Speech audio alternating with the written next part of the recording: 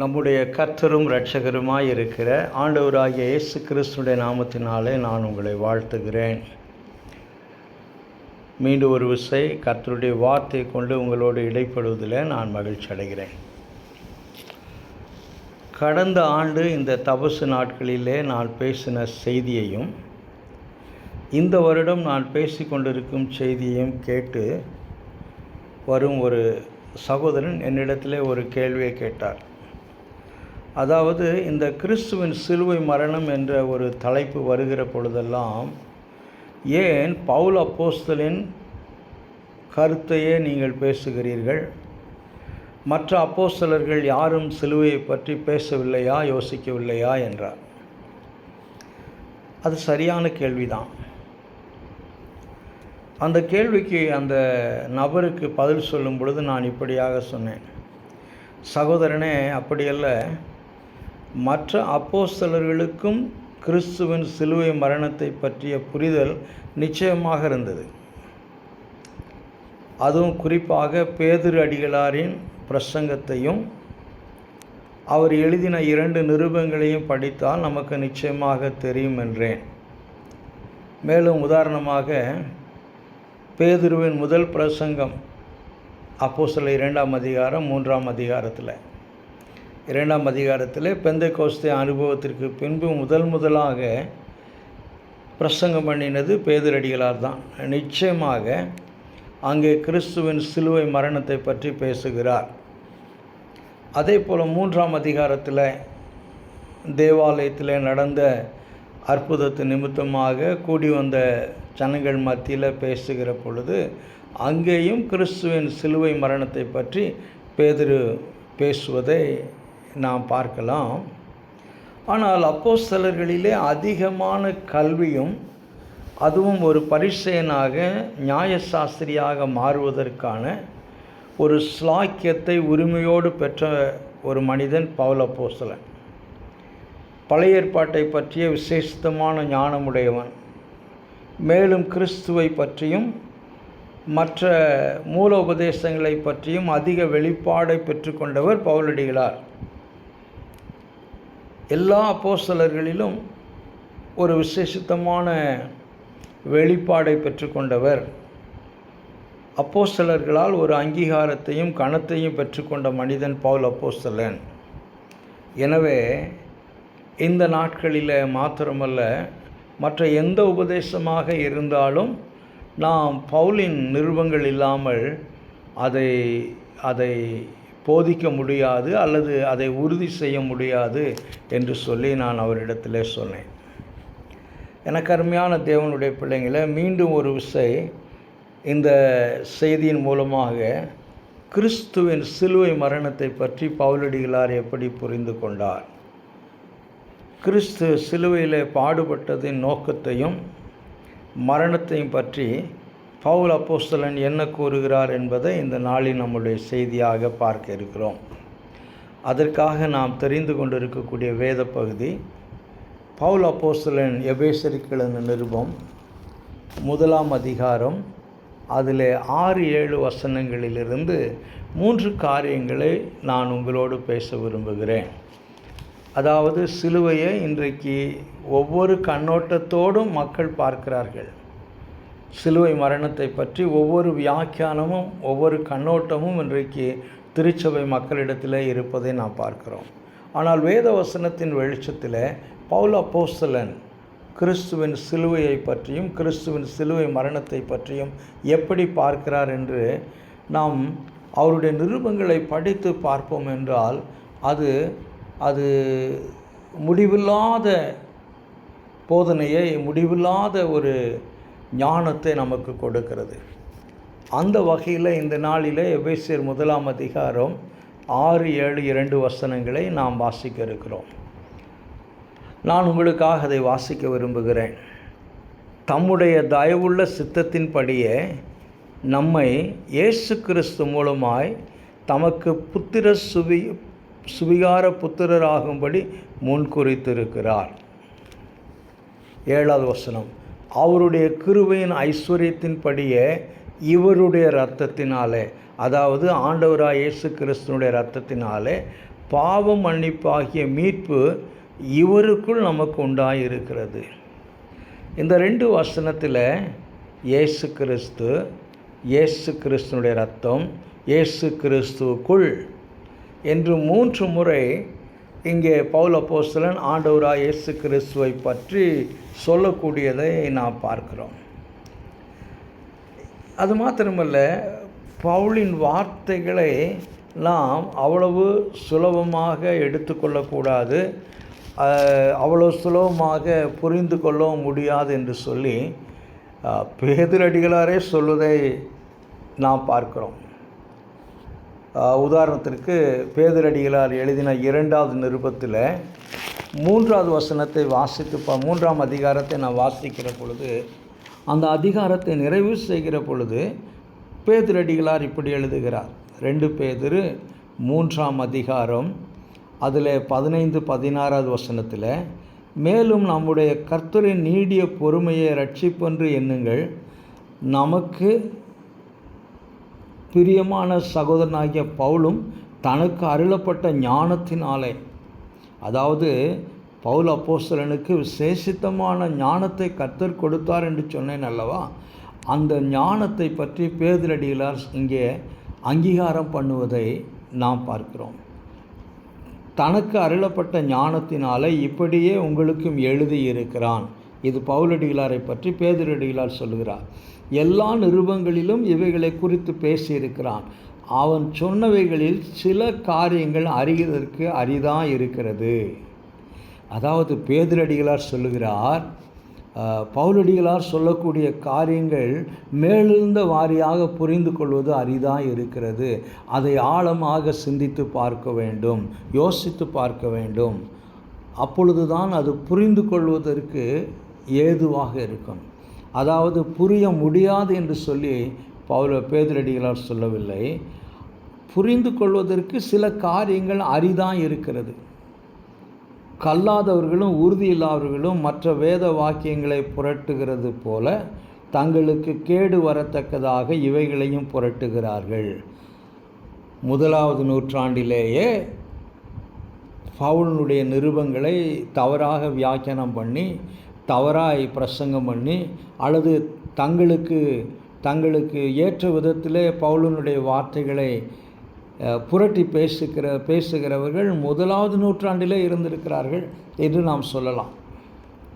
சரி, இங்கே பேதுரடிகளார் சொல்லுகிற காரியம் என்னவென்று சொல்லி பார்க்கிற பொழுது, பவுலின் ஞானத்தை பற்றி பேசுகிறார். பவுலுக்கு தேவன் கொடுத்த ஒரு அற்புதமான வெளிப்பாட்டை பற்றி பேசுகிறார். சரி, நாம் எபேசியர் 1ஆம் அதிகாரம் 6, 7, 2 வசனத்தை வாசித்தோம். இதில் 3 காரியங்கள், உன்னதமான காரியங்கள், 3 மேன்மையான காரியங்கள். அந்த மேன்மையான காரியங்களை பவுலடிகளார் இந்த 2 வசனங்களுக்குள்ளே எழுதுவதை நான் பார்க்கிறேன். அது என்ன 3 காரியம் என்று சொல்லி பார்ப்பீர்கள் என்றால், அதாவது இயேசு கிறிஸ்து சிலுவை மரணத்தின் மூலமாக அதை விசுவாசிக்கிறவர்கள் பெற்றுக்கொள்வார்கள், அடைவார்கள், அல்லது அடைய இருக்கிறார்கள் என்று சொல்லி எபேசியர் நிருபத்திலே பவுலடிகளார் சொல்லுகிறார்.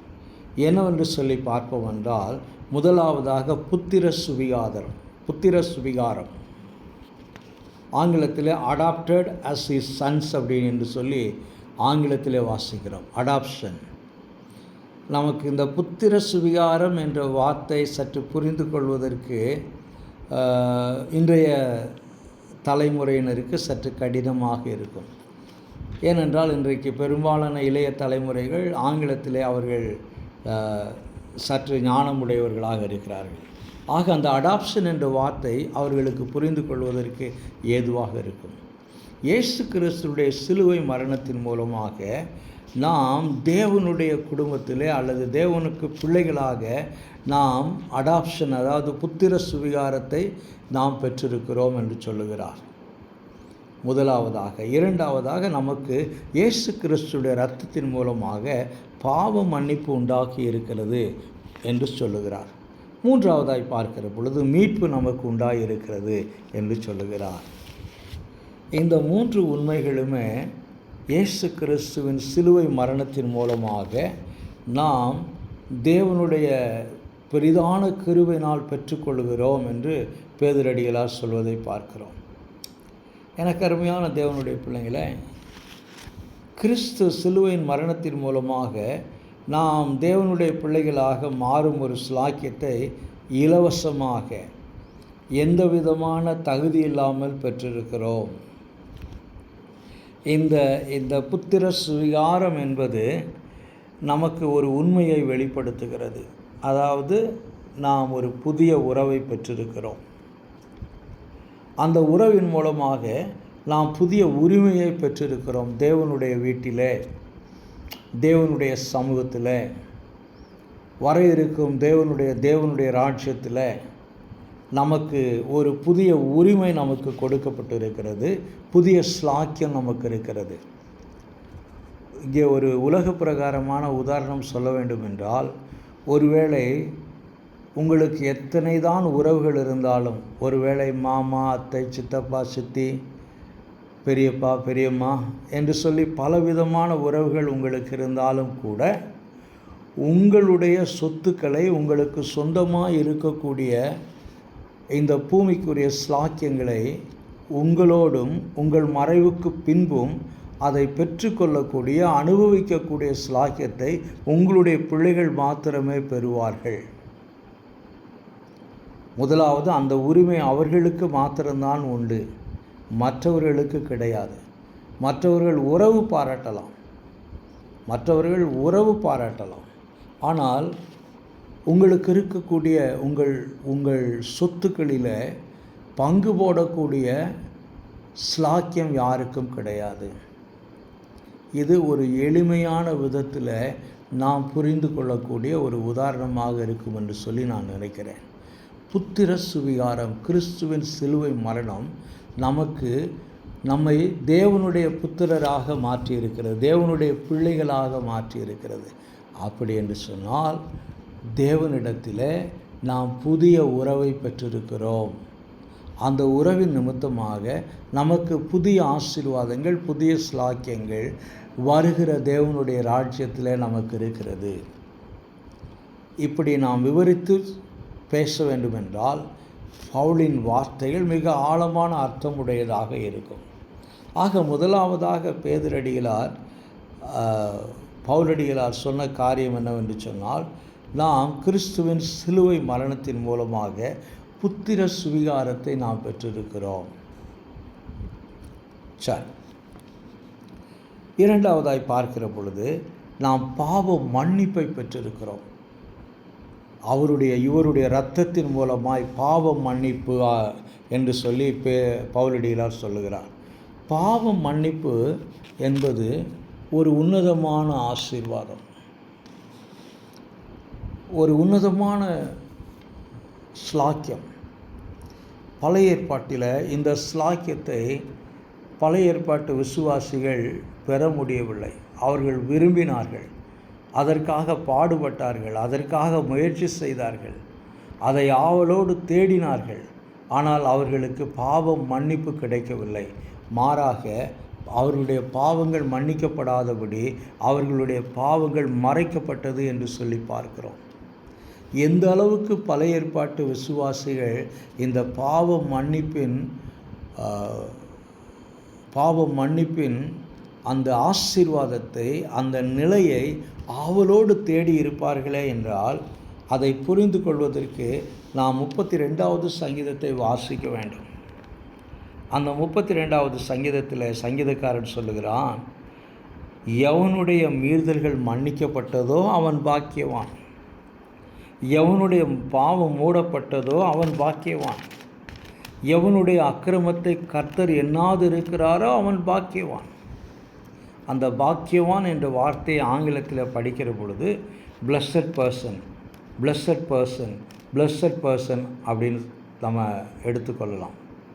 பொதுவாக பி எ பிளஸட் பர்சன் அப்படின்னு நம்ம சொல்லுவோம். Happy birthday, God bless you அப்படின்னு சொல்கிறோம். Happy wedding anniversary, God bless you அப்படின்னு சொல்கிறோம்.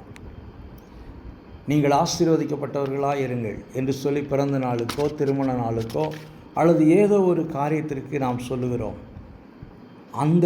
அந்த ஆசீர்வாதத்தை குறிக்கக்கூடிய வார்த்தை தான் பாக்கியவான் என்ற வார்த்தை பழைய ஏற்பாட்டில். ஆக பழைய ஏற்பாட்டில் இந்த சங்கீதத்தின் மூலமாய் நாம் பார்க்கிற பொழுது எந்த மனுஷனுடைய பாவங்கள் மன்னிக்கப்பட்டு இருக்கிறதோ அவன் பாக்கியவான். எந்த மனுஷனுடைய மீறுதல்களை கர்த்தர் நினையாது இருக்கிறாரோ, எந்த மனுஷனுடைய அக்கிரமங்கள் மூடப்பட்டு இருக்கிறதோ அவர்கள் பாக்கியவான்கள். பழைய ஏற்பாட்டிலே பாவங்கள் மூடப்பட்டது. அப்படி என்று சொன்னால் அந்த வருஷத்திலே வரவேண்டிய தண்டனை தடுத்து நிறுத்தப்பட்டது. தண்டனை வராது என்று சொல்லி நிச்சயமாக சொல்ல முடியாது பழைய ஏற்பாட்டில். ஆனால் புதிய ஏற்பாட்டில் இயேசு கிறிஸ்து கல்வாரி சிலுவையிலே சிந்தின இரத்தம். இந்த உண்மையை இன்னும் விவரமாய் நாம் அறிந்து கொள்வதற்கு எபிரேயர்கள் நிருபத்தை படிக்க வேண்டும்.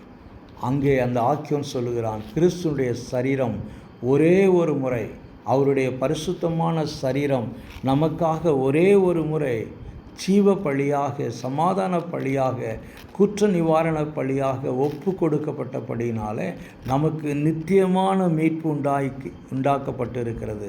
நாம் நித்தியமான மீட்பை பெற்றிருக்கிறோம். இந்த ஸ்லாக்கியம் பழைய ஏற்பாட்டு விசுவாசிகளுக்கு இல்லை. அவர்கள் தேடினார்கள், அவர்கள் கண்டடையவில்லை. அவர்கள் முயற்சி செய்தார்கள், அவர்கள் பெற்றுக்கொள்ளவில்லை. பழைய ஏற்பாட்டிலே மிகுந்த ஞானத்தை உடைய ஒரு அப்போஸ்தலன் பவுலடிகளார். நிச்சயமாக.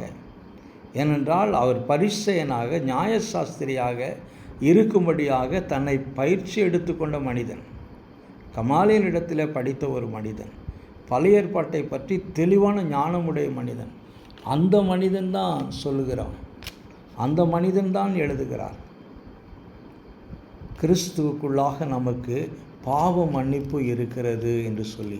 ஆண்டவராக இயேசு கிறிஸ்து கல்வாரி சிலுவையில் சிந்தின அந்த இரத்தத்தின் மூலமாய் நமக்கு பாவ மன்னிப்பு இருக்கிறது என்று சொல்லுகிறார். எனக்கு அருமையான தேவனுடைய பிள்ளைங்களை யோசித்து பாருங்கள். இந்த பாவ மன்னிப்பு என்பது எவ்வளோ பெரிய ஸ்லாக்கியம், எவ்வளோ உன்னதமான காரியம். எனவே தான் சங்கீதக்காரன் சொல்லுகிறான், எவனுடைய மீறுதல்களை கர்த்தர் மன்னித்திருக்கிறாரோ அவன் பாக்கியவான்.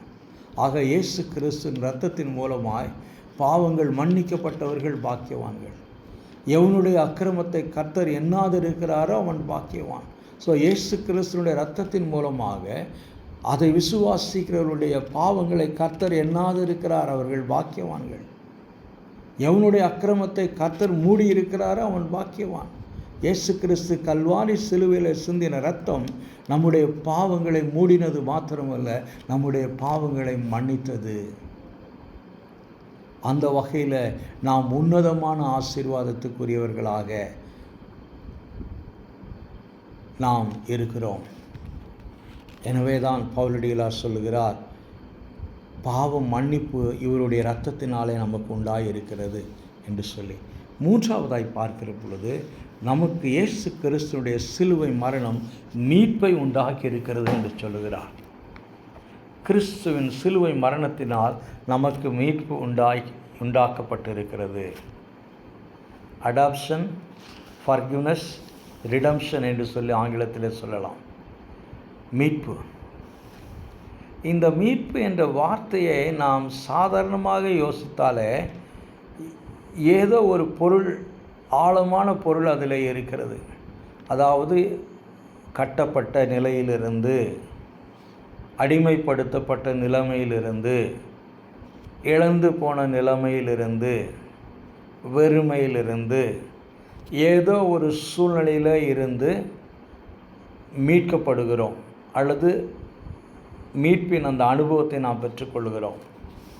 இங்கே இது பவுலின் வார்த்தையாக இருக்கிறபடினாலே பழைய ஏற்பாட்டை பற்றி அவருக்கு இருக்கிற ஞானத்தின் அடிப்படையில் நாம் பவுலின் வார்த்தைகளை வியாக்கியானம் பண்ண வேண்டும். நிச்சயமாக ஆதாமுடைய பாவத்தை அவர் கருத்திலே கொண்டு, ஆதாமுடைய பாவத்தினால் மனுக்குலத்திற்கு ஏற்பட்ட அந்த விளைவை கருத்தில் கொண்டு தான் இந்த வார்த்தைகளை அவர் இங்கே எபேசியர்கள் நிருபத்தில் மீட்பை பற்றியும் பாவ மன்னிப்பை பற்றியும் அவர் ஆணித்தரமாக வலியுறுத்தி எழுதுகிறார். அப்படி என்று சொன்னால் நாம் பாவத்திற்கு அடிமையாக இருக்கிறோம், நாம் பாவத்தினாலே சாபத்திற்கு அடிமையாக இருக்கிறோம். நாம் பாவத்தினாலே கட்டப்பட்டு இருக்கிறோம். இந்த பாவத்தின் அதிகாரியான பிசாசின் அடிமைத்தனத்துக்குள்ளாக, அவனுடைய கட்டுகளுக்குள்ளாக நாம் இருக்கிறோம். இது தனிப்பட்ட மனிதனின் உண்மையான நிலையாக இருக்கிறது. இது தனிப்பட்ட மனிதனின் உண்மையான நிலையாக இருக்கிறது. எனக்கு அருமையான தேவனுடைய பிள்ளைங்களை, யோசித்து பாருங்கள். ஒவ்வொரு தனிப்பட்ட மனிதனுடைய சூழ்நிலை, அது மாத்திரமல்ல, இன்றைக்கு சமுதாயத்தில் நடக்கிற சீர்கேடுகள், அவலங்கள், இன்னும் வெளிப்படையாக பேச முடியாத சில சம்பவங்கள், இதெல்லாம் மனிதன் தேவ சாயலில் படைக்கப்பட்டவன் என்று சொல்வதற்கே அருவருப்பாக இருக்கிறது. அதுதான் உண்மை. ஆனால் உண்மை என்னவென்றால், மனிதன் தேவ சாயலில் படைக்கப்பட்டான். அப்படி என்றால் அவனுக்கு தேவனுடைய சுபாவம் இருக்க வேண்டுமே, அன்பு இருக்க வேண்டுமே, இரக்கம் இருக்க வேண்டுமே, பரிசுத்தம் இருக்க வேண்டுமே, உண்மை இருக்க வேண்டுமே, தயவு இருக்க வேண்டுமே, நீடிய பொறுமை இருக்க வேண்டுமே, அவனுக்குள்ளாக காருண்யம் இருக்க வேண்டுமே, மன்னிப்பை கொடுக்கக்கூடிய சுபாவம் இருக்க வேண்டுமே.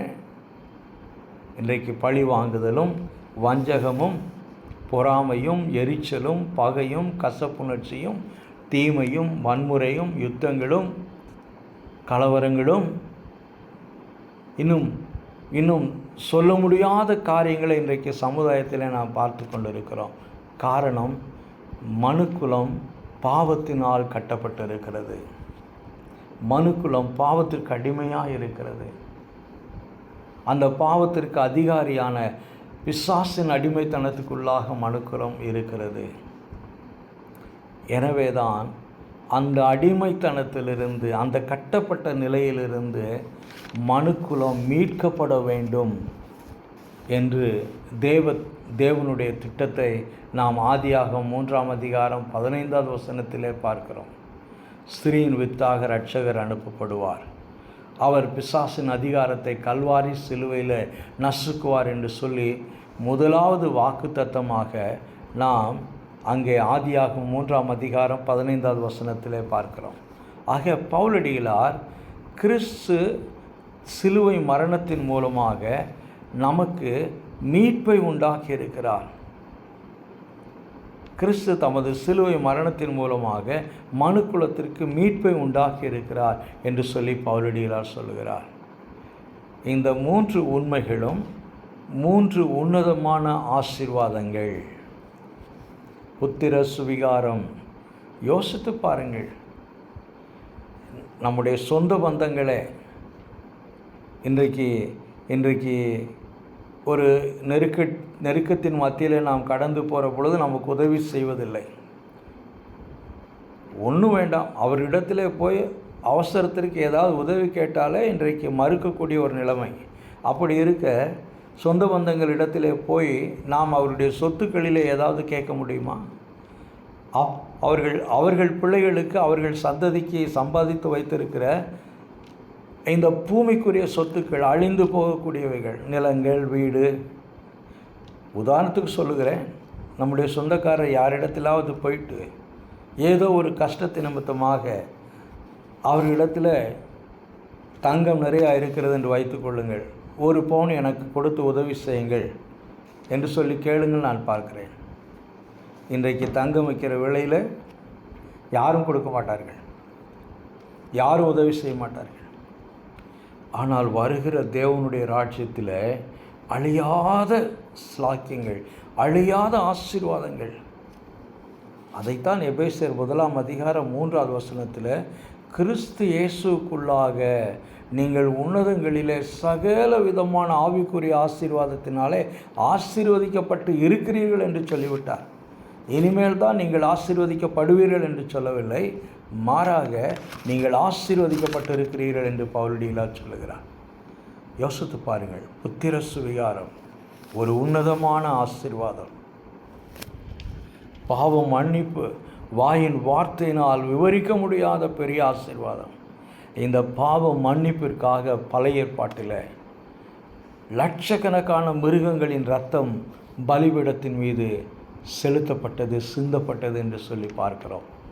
ஆனால் அவ்வளவு செலுத்தப்பட்ட பழியும், அளவில்லாமல் எண்ணிக்கை கடங்காத பழிகள் பழைய ஏற்பாட்டிலே செலுத்தப்பட்டிருந்தாலும் கூட பாவங்கள் மன்னிக்கப்படவில்லை, பாவங்கள் மறைக்கப்பட்டது.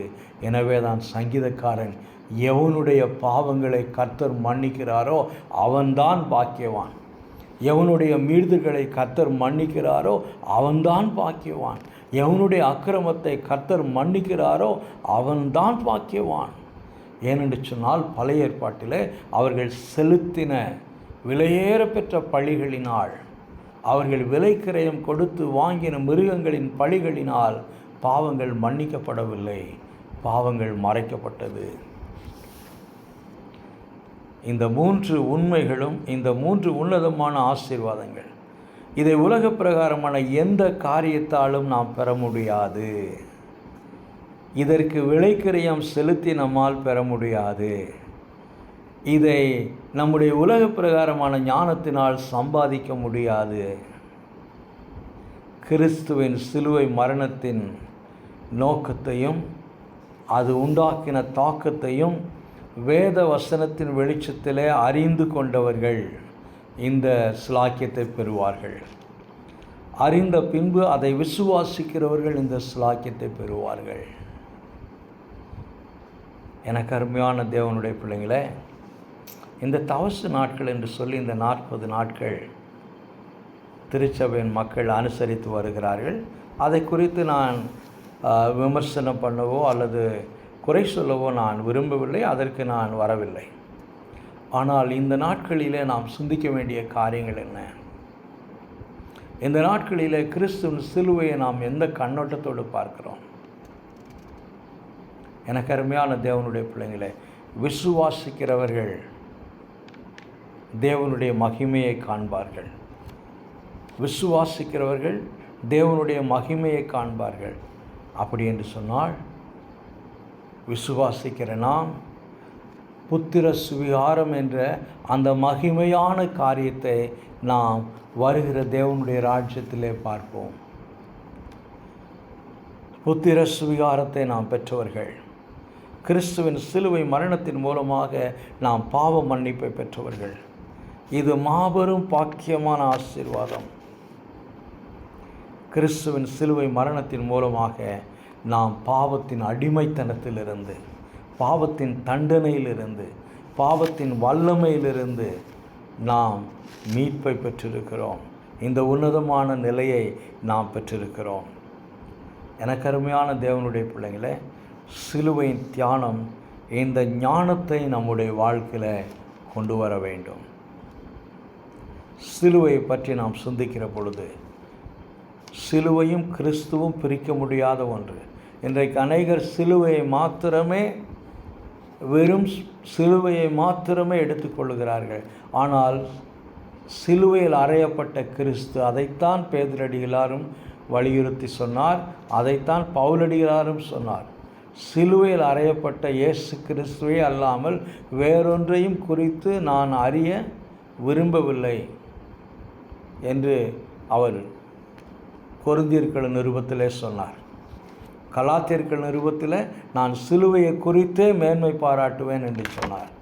காரணம் என்னவென்று சொன்னால், வேத வசனத்தின் வெளிச்சத்தில் இந்த ஞானத்தை பெற்றவர்கள் இந்த உண்மையை, இந்த உன்னதமான ஸ்லாக்கியத்தை அவர்கள் அடைவார்கள். அதன் மீது அவர்கள் மகிழ்ச்சி அடைவார்கள், களிப்படைவார்கள். ஆக முதலாவதாக இந்த தியானம் நமக்கு சொல்ல விரும்புகிற காரியம், இந்த ஞானத்தை நாம் வேத வசனத்தின் அடிப்படையில் பெற்றுக்கொண்டவர்களாக இருக்கிறோமா? முதலாவது நாம் சிந்திக்க வேண்டும். இரண்டாவதாக, இந்த உன்னதமான ஆசீர்வாதத்தின் மேன்மையை நாம் புரிந்தவர்களாக இருக்கிறோமா? மூன்றாவதாக, இன்னும் பாரம்பரியத்துடன் சிலுவையை பார்க்கிறோமா? அல்லது பவுலடிகளார் பார்த்ததைப் போல, பேதுரடிகளார் பார்த்ததைப் போல, மற்ற அப்போஸ்தலர்கள் எல்லாரும் பார்த்ததைப் போல சிலுவையை நாம் பார்க்கிறோமா? சிலுவையில் அறையப்பட்ட கிறிஸ்துவை நாம் பார்க்கிறோமா? எனக்கு அருமையான தேவனுடைய பிள்ளைங்களே, வாயின் வார்த்தையினால் விவரிக்க முடியாத ஆசீர்வாதங்களை கிறிஸ்துவின் சிலுவை மரணம் நமக்கு சம்பாதித்து கொடுத்திருக்கிறது. இந்த உண்மைகளை வேத வசனத்தின் அடிப்படையில் அறிந்து கொள்வோம், இந்த ஞானத்தை பெற்றுக்கொள்வோம். அதனால் நமக்கு இருக்கக்கூடிய ஆசீர்வாதத்தை குறித்து மேன்மை பாராட்டுவோம். சிலுவையை வேத வசனத்தின் அடிப்படையில் பார்ப்போம். அப்பொழுது நமக்கு நம்பிக்கை வரும், அப்பொழுது நமக்கு தைரியம் வரும், அப்பொழுது நமக்கு மகிழ்ச்சி வரும். அப்பொழுது யோபு சொன்னதைப் போல எந்த நிலைமையிலும் நாம் நம்பிக்கையோடு சொல்லலாம், என் மீட்பர் உயிரோடு இருக்கிறார், அவர் கடைசி நாளில் இந்த பூமியின் மேல் நிற்பார் என்று சொல்லி நான் அறிந்திருக்கிறேன் என்று யோபு சொன்னதைப் போல நீங்களும் நானும் சொல்லலாம். என்னை பலப்படுத்துகிற கிறிஸ்துவினாலே எல்லாவற்றையும் செய்ய எனக்கு பலன் உண்டு என்று சொல்லி பவுல் அப்போஸ்தலன் சொன்னதைப் போல நீங்களும் நானும் சொல்லலாம். மரணமே உன் கூர் எங்கே, பாதாளமே உன் ஜெயம் எங்கே என்று சொன்ன பவுல் அப்போஸ்தலனைப் போல நீங்களும் நானும் சொல்லலாம். வேத வசனத்தின் வெளிச்சத்தில் கிறிஸ்துவின் சிலுவை மரணத்தை பற்றி புரிந்து கொள்வோம், ஞானத்தை பெற்றுக்கொள்வோம், அறிந்து மேன்மை பாராட்டுவோம். கர்த்ததாமே இந்த வார்த்தை கொண்டு வசனத்தை கொண்டு நம்மோடு பேசுவாராக.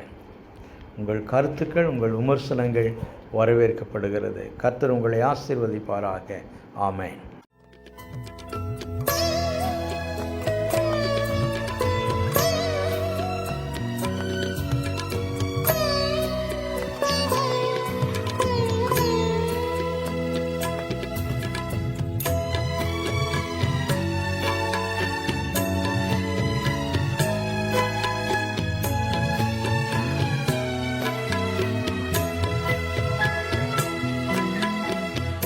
சித்தம் போ என்னை என்றும் தற்பரனே நீர் நடத்தும்.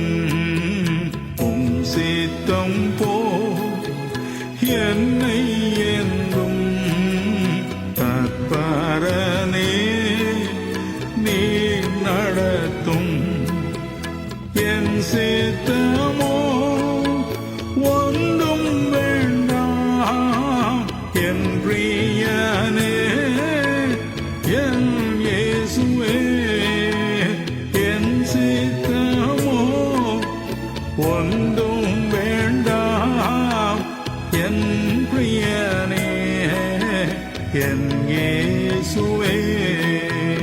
உம் சித்தம் போ என்னை என்றும் தற்பரனே நீ நடத்தும்.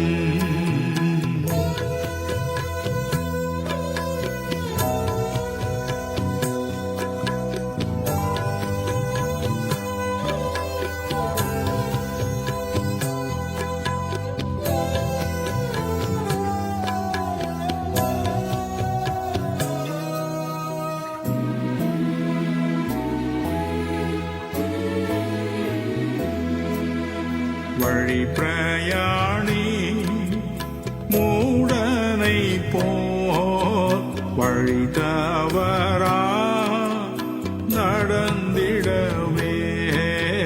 வழி பிரயாணி மூடனை போல் வழி தவறா நடந்திடவே. வழியேதுவே என்று சொல்லும் இனிய சத்தம் தொனித்திடட்டும். வழியேதுவே என்று சொல்லும் இனிய சத்தம் தொனித்திடட்டும். உம் சித்தம் போ என்னை என்றும் தற்பரனே நீ நடத்தும்.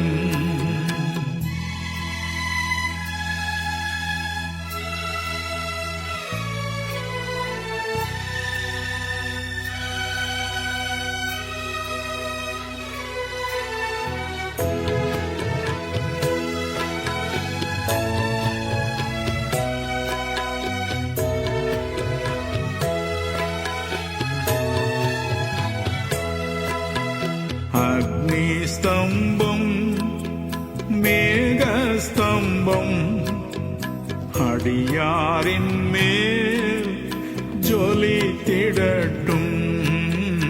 அக்னி ஸ்தம்பம் மேகஸ்தம்பம் அடியாரின் மேல் ஜொலித்திடட்டும்.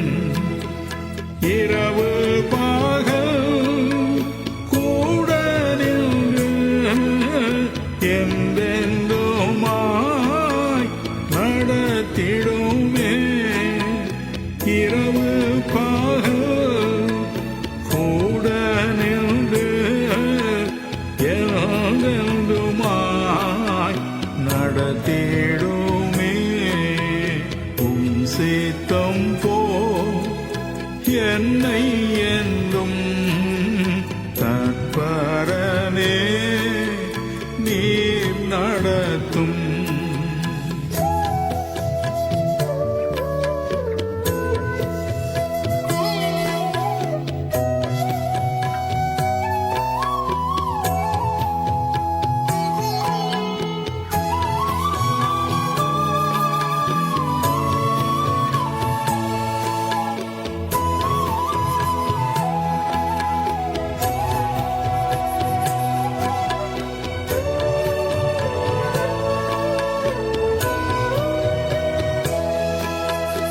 எண்ணிடேன் நான் யாதொன்றையும் புண்ணிய தேசம் காணும் வரை. எண்ணிடேன் நான் யாதொன்றையும் புண்ணிய தேசம் காணும் வரை. பரதேசியாய் சஞ்சரிப்பேன் பாரம் என்னை தாக்கிடாமல். பரதேசியாய் சஞ்சரிப்பேன் பாரம் என்னை தாக்கிடாமல். உம் சித்தம் போ என்னை என்றும் தற்பரனே நீர் நடத்தும். உம் சித்தம் போ என்னை என்றும் தற்பரனே நீர் நடத்தும். என் சித்தமோ ஒன்றும் வேண்டாம் என் பிரியனே என் இயேசுவே. என் சித்தமோ ஒன்றும் வேண்டாம் என் பிரியனே என் இயேசுவே. உம் சித்தம்